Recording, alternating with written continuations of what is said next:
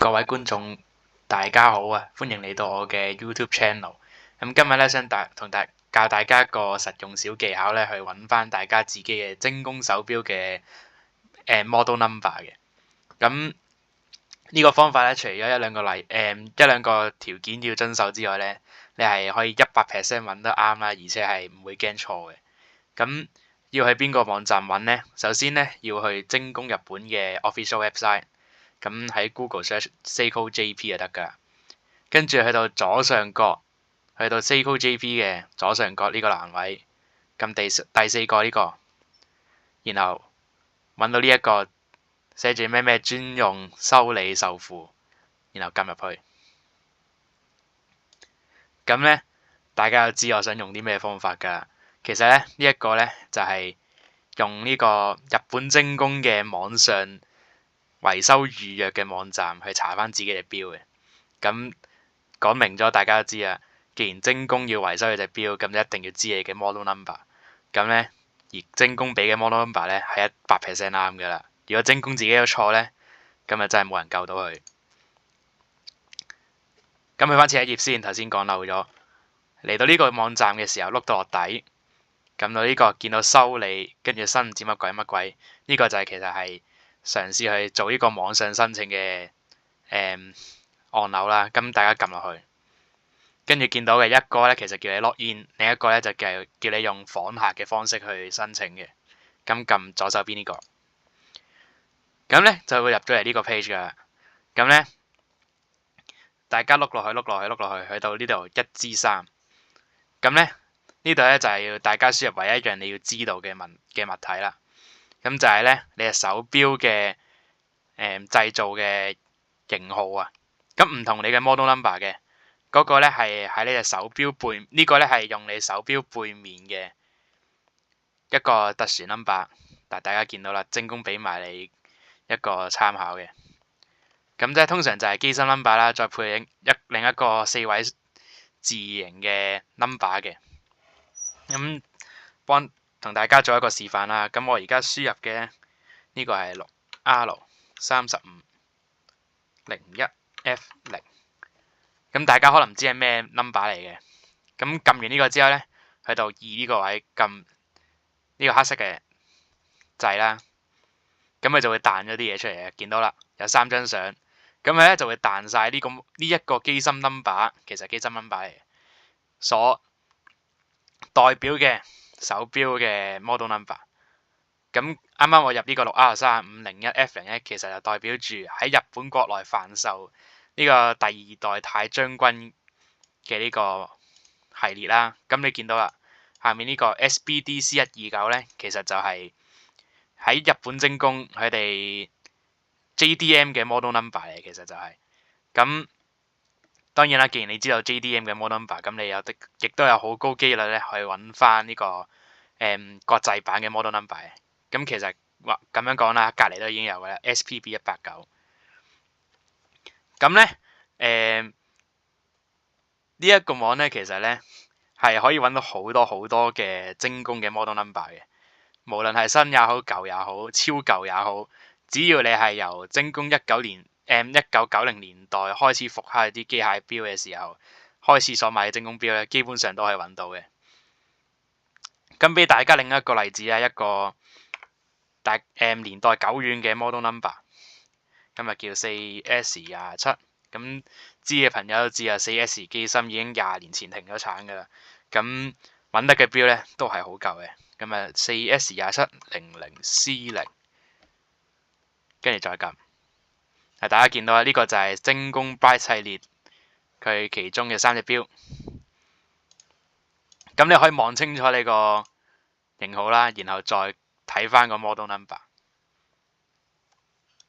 咁頭先我講到啦，去維修嘅範圍其實非常之廣泛嘅，亦都係可以見到好多咧，大家可能 Google search 都 search 唔到佢呢個手錶型號嘅一啲手錶嘅。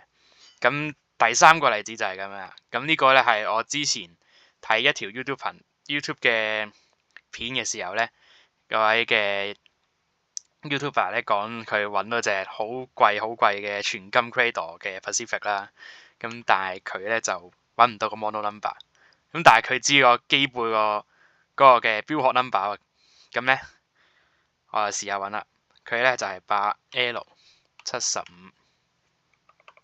8L75-0A60，咁咩標嚟嘅咧？咦，嚟多次 0A60 8L75，咁記得大家要打啱呢個 number，唔係嗰日揾唔到嘅。咁咧就係呢隻全金嘅 Cradle Pacific 搭配呢個 8L75機芯嘅，咁啊 GBBR998啦。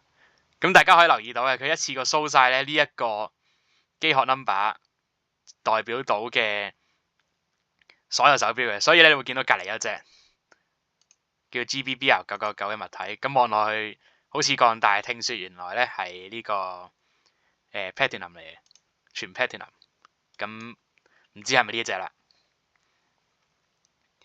咁跟住第三個例子啊，我話年代久遠可以久遠到啲咩嘢呢？我輸入一個可能大家真係未見過嘅 number 先，6810-8000，撳落去一隻叫 SCVL001嘅物體啊。咁呢隻嘢呢，其實就係精工1990年代尾推出復刻機械系列裏面一隻超高階嘅機械精工旗下嘅機械錶嚟。咁用嘅係600系機芯啦。咁其實呢，如果大家有留意開 Cradle 嘅 UTD 系列呢，其實就係嗰個機芯啦。咁但係佢唔係用 Cradle，佢係用精工嘅名下推出嘅。咁其實仲有其他嘅 model 都係嘅，譬如6810-6000，冇 image 添嘅呢個。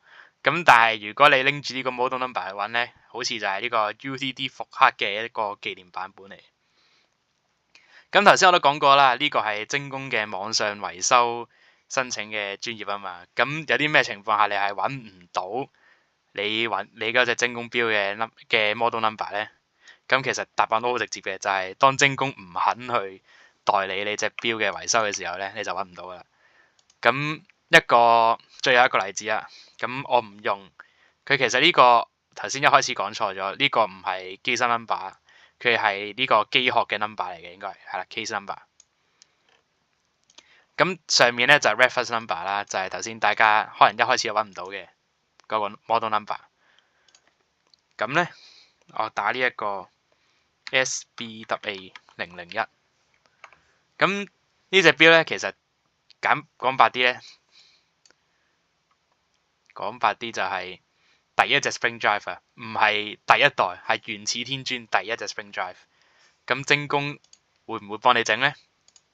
答案係唔會噶，精工已經係停產咗所有嘅第一代 spring drive 嘅 parts 啊，應該。咁咧佢就唔肯再代理呢一隻錶嘅維修啦。咁大家咧可以用呢一個網嚟試下睇好多嘢嘅。除咗睇自己手錶嘅 model number 啦，咁其實仲可以撞下其他嘢嘅。咁譬如咩呢？